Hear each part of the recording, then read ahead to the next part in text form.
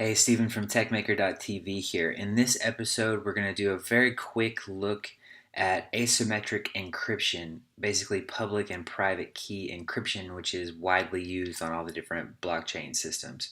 So, I've been doing this series on building a blockchain from scratch, and the next episode, which will be part 4, because this is technically part 3, is going to include this as our authentication system for the banking application we've been working on so far. So with that, let's go ahead and let's jump in. This is actually code from the video that I mentioned in the first episode, which inspired this whole series. So I'll link to that, and you can go check that out on YouTube.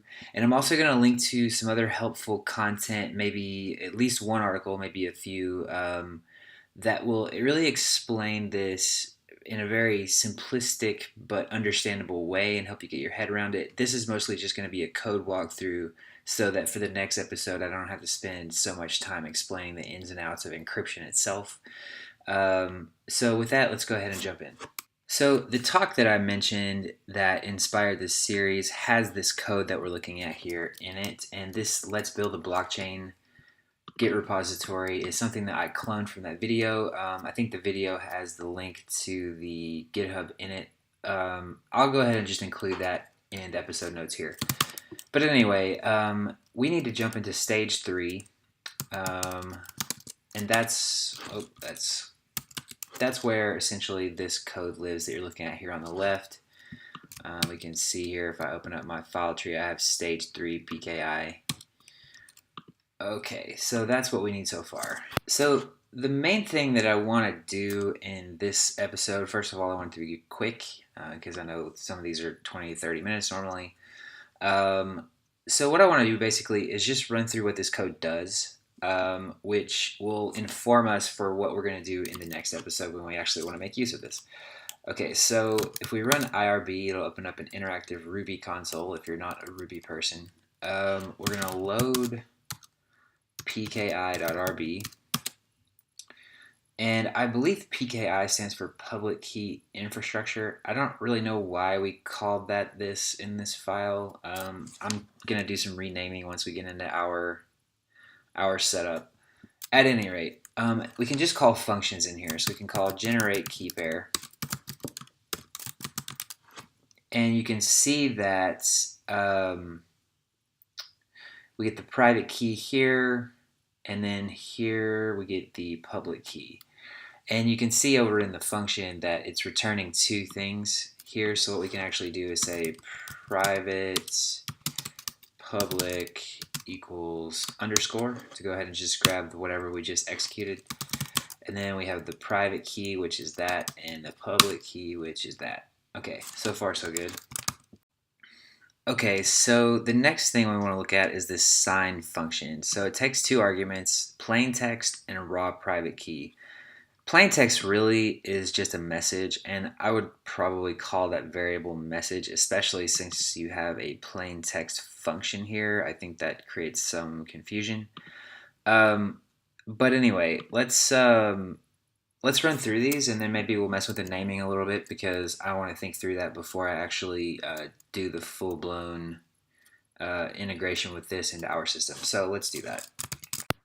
Okay, so if we look at this sign message or sign function, which is what we were about to do, so we'll say hello world in classic software form, and we'll say priv for private key, and that's going to give us something like this.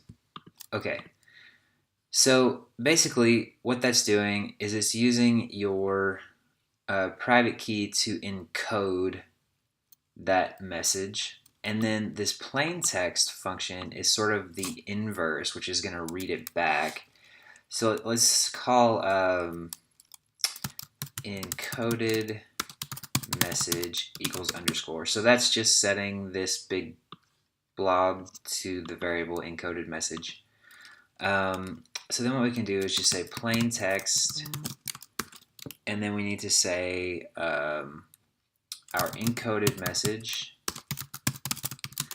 and then we want to pass in our public key, and that gives us back hello world.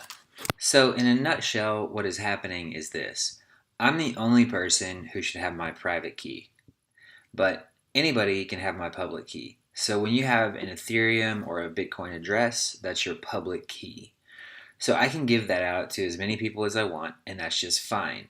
What that allows me to do is to sign messages with my private key, send it out into the world, and anybody who has my public key can verify that it actually came from me.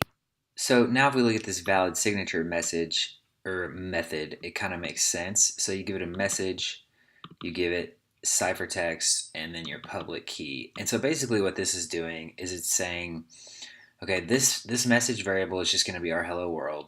Ciphertext is going to be a signed message, so our encoded message. And then we're going to give it our public key, and we're going to check that the plain text version, which is just the decoded thing, is our same message. And if it is, that means it came from us. So what we can do is say valid signature, and then we'll say hello world. We'll say encoded message, and then we'll just say pub, and we get true. So we know that that message did in fact come from us. Let's try this again with a different public key. It doesn't matter what it says. Neither pub key nor private key, not enough data. Okay, so basically that thing is going to blow up when it tries to run this public key decrypt right here. So what that means is we would need some error checking inside of this plain text method to basically catch different things that are happening and tell people like, hey, that's not actually a public key, or hey, that's the wrong public key. So like for example, we could do something like this where we say priv2 pub2 equals generate key pair. Okay, and then let's actually run, because that should be a valid public key now. So now if I run pub2, I'm getting padding checked failed. So basically what that's telling you is like it can't, decrypt it because it's not the right public key this time. Okay, so that's actually all I'm going to do here. I just wanted to kind of run through this code. I was researching it on my own and thought I would just go ahead and show you what I'm looking at. And in the next episode in this series, we're going to integrate this into our system. And as I mentioned, we're going to change the code in, kind of how it's written as far as the wording. I find this a little confusing personally, but it was very helpful, so I'm grateful for it. But at any rate, so what I'm gonna do next time is probably put this into some kind of class. I'm gonna decide if I want to go dig in and see if we could actually like basically mimic the Ethereum public private key system instead of this RSA business. But that is yet to be seen. So I guess we'll find that out in the next episode. At any rate, thank you for watching, and I will talk to you next time.